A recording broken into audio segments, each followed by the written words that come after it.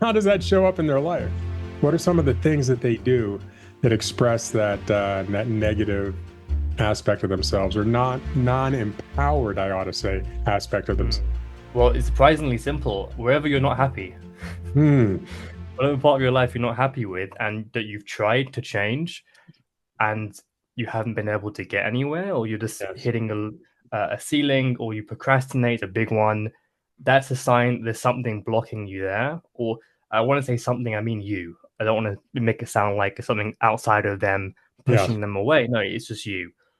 But it's a lot easier than it sounds like to uncover a limiting belief. You just have to understand, sit down, and be like, where am I not happy in my life? So, welcome back to VisionCast Network, where intention, collaboration, and technology gather in service to humanity. Remember to subscribe, like, and share this content if it resonates with you. Today's guest is Umar Saleem. He is a man that is wise beyond his years. So, it's good to see you again. It's been a few months. It has been a few months. It's been very nice to be on here. So thank you for having me. Absolutely. So tell the audience about what it is that you do, how it is that you came to do what it is that you do, and some of your backstory, just to help us understand more about you. That's a good question. Well, let's start with what I do. Basically, I help people move from conditioned living to conscious living. And that's a really vague thing to say, but so many of us are pretty much preconditioned to live a certain way. And that's why people Okay. say your destiny, your fate, and why people don't always change throughout their life. And it's all because of just the programs we run when we're all learn when we were kids and a Hmm. bunch of other things. So we end up not having control over our lives. And a lot of people feel Hmm. like they're stuck in loops in their relationships, in their finances. They can't get above a certain level and ends up just feeling like they're not good enough, or actually it's just a certain program that they're running. And so I help people uncover those and really make the choice themselves on what they want to keep and who they want to be, because it's not about what Yes. I or anyone else can tell them. It's about them empowering themselves to live Beautiful. their own way. More of the life they desire. So if Exactly. Yeah. you're running under the influence of a program, RUIP, that's a new term, running under the influence of a program. Yeah. How does that show up in their life? What are some of the things that they do that express that negative aspect of themselves, or non-empowered, I ought to say, aspect of themselves? Hmm. Well, it's surprisingly simple. Wherever you're not happy, Hmm.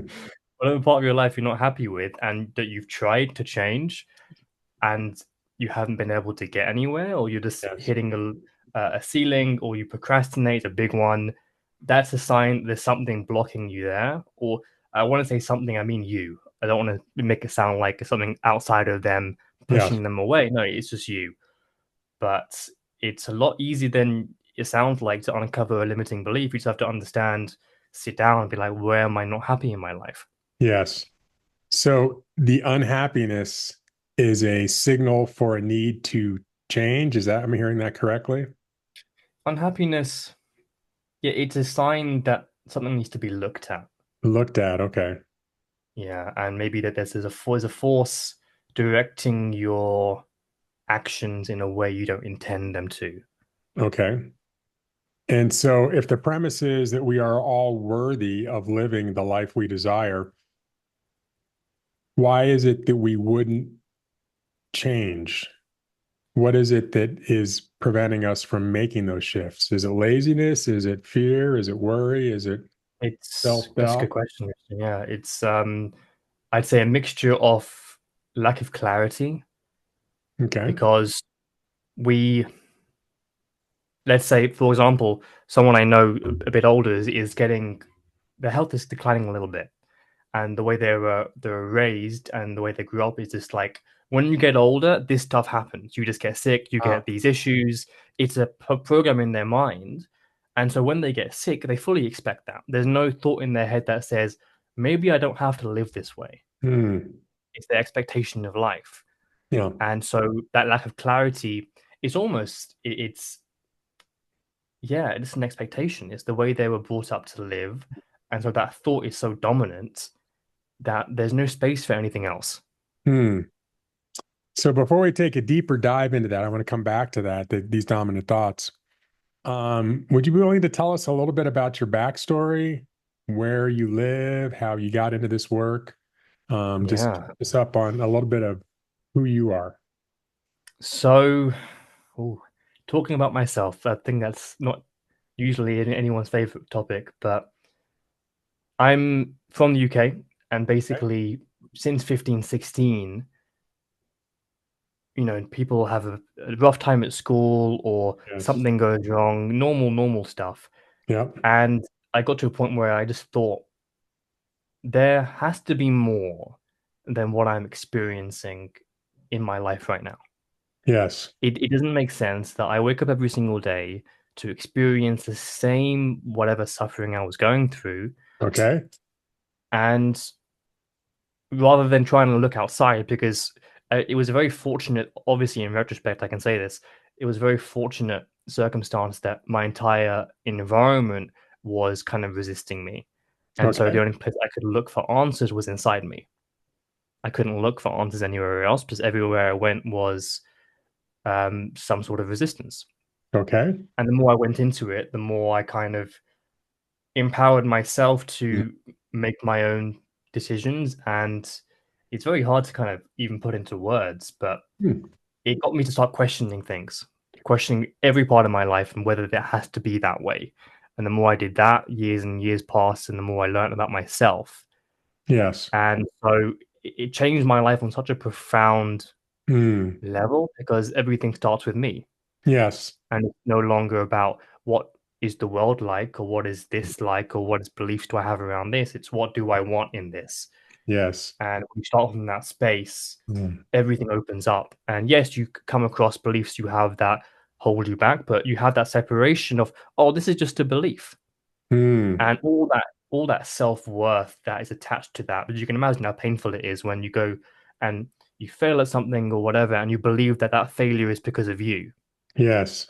Yes. It's completely rabbit hole. It is. So It's a deep rabbit hole, and it's yeah, amazing that I think as children we are our parents that raised us with the best of intentions, and the best they were able to do at the time. They tried to give us a clearer path by telling us what we did wrong.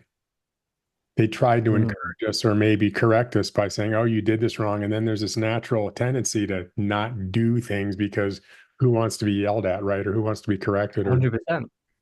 right? And so it sounds like from that struggle that you had, you found great opportunity and Mm, a great calling to make an internal change with a sense of ownership, responsibility, and a positive mental attitude, saying, okay, if I'm going to change my experience of life, I've got to start here and reframe and yeah, retrain myself and develop new habits. Is this correct?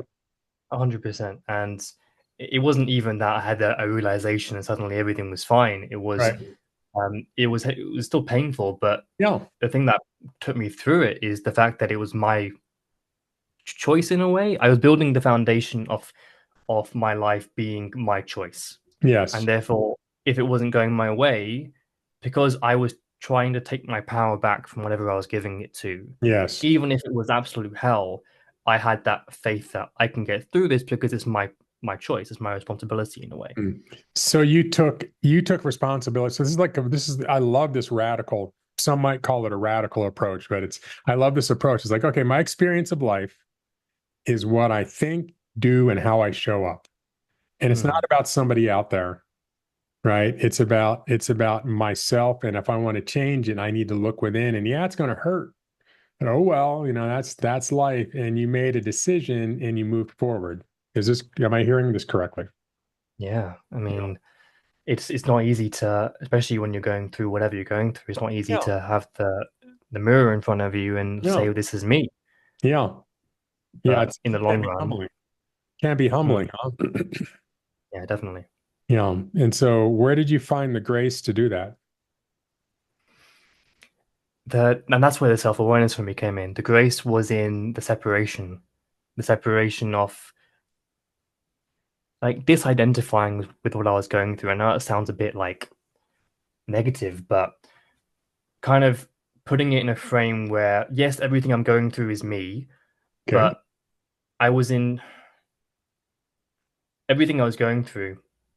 It caused me to look inside myself so much where I started to think, who am I really? Like, forget everything that's happening to me, forget everything that school and whatever else is putting me through. Who am I at a level deeper than that? Yes. So Who is what's the animating force underneath all this, whatever? And having touch with that gave me the separation to then be like, whatever I'm going through is not me. It's part of me, so I yeah. can be okay with changing that, but it's not my essence. So you had an existential awakening Yeah, I guess so. at a young age. Wow. So how do you, coming back to what it is that you do with your clients, how is it that you set your clients up to um, bust through limiting beliefs, fears, worries, knowing that it may have its roots in, for you, it was adolescent or 12, Mm. 13 years old. How do you support your clients with that process? And yeah, this is where I differ a little bit from normal like success coaches Yeah. because the whole like affirmations and positive thinking and taking action definitely a big part of things. But I also want it to come with a foundation of self-awareness because I don't Yeah. want to have a client where I can talk to them and guide them through things, and then when a time is up, they're like, "Oh, what do I do now?" Yeah. I want them to have the foundation of self-inquiry and skill that whatever they're then dealing with in the future, they know exactly how to look at it for them to make their own choice consciously and understand what's blocking them or resisting them. So I start with, and it's one of my pillars for my framework. I start with that awareness, that separation of whatever's going on around you in your business or your relationships. Yes, definitely important, but having the space to be able to deal with that consciously and understand Right. why you react to certain things and what wounds that triggers. Because when you get triggered, you so get so enveloped by that emotion or thought, it becomes you, Right. and you may wake up a day later like, who the hell was I last night? Or what did I say? What did I do? What was that part Um, of me? exactly, and you don't even recognize yourself because you're so enveloped by that emotion. Yep. So I work on that first and having the space behind your thought because, and I love what you say about your dominant thoughts are your reality, right? Yep. Experience of life Uh, is dominant thoughts. yeah, Yeah. and that's so true. The only issue is people aren't aware of their dominant thoughts. Right. They're so dominant, they're so there, And they you can't happen even just be aware of they happen just it's just like, okay, we get sucked into this vortex of thought, action, behavior, feeling, and it's this round and around and around, and here we go. And before we know it, them. we've done something regrettable or said something regrettable. I think we've all been there, yeah. Exactly. And you're so used to your mind doing that, it tunes itself out. Yep. Like your own heartbeat. It's always there, but you're Yep. never aware of it. Yep. So what I do is I help people become aware of it. And then they can have, because I'm sure the conscious mind is 20%, or Yeah. not even less than that, I think. So you can put all your effort into positive thinking and spend all your willpower and try and get somewhere. You won't stand a chance against the other part of your mind. Exactly.